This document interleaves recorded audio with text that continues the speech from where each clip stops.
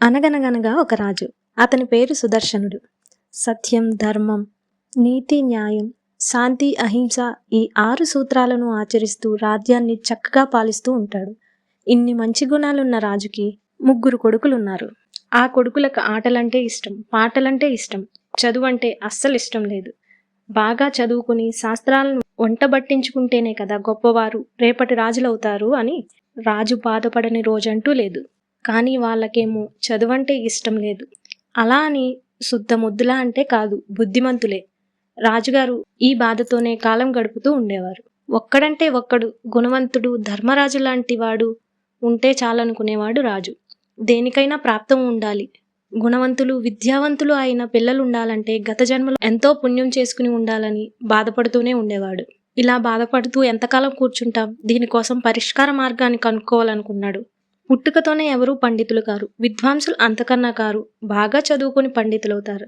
పిల్లలకు త్వరలోనే మంచి గురువుని వెతకాలనుకున్నాడు. మన్నాడు కొలువులో రాజదర్బారులో ఇలా మాట్లాడతాడు. ఆటలలో మునిగి తేలుతూ చదవన్నదే పట్టించుకొని నా పిల్లలకి రేపటి తరం రాజులకి నీతి శాస్త్రాన్ని బోధించాలి.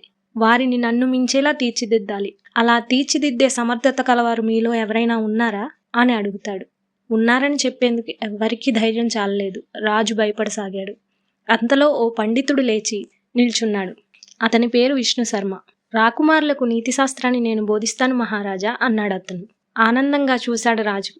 కొంగకు మాటలు నేర్పడం కష్టం, కానీ చిలుకకు మాటలు నేర్పడం కష్టం కాదు మహారాజా.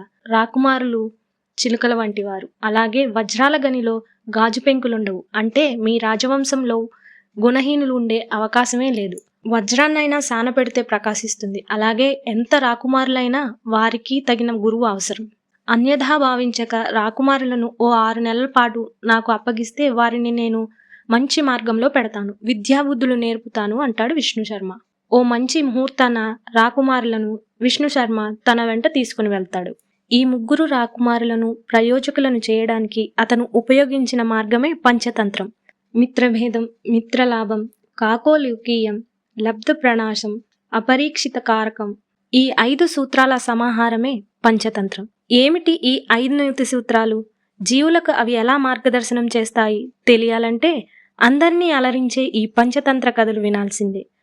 సో స్టే ట్యూన్ టు సిరి తెలుగు కథలు ఛానల్.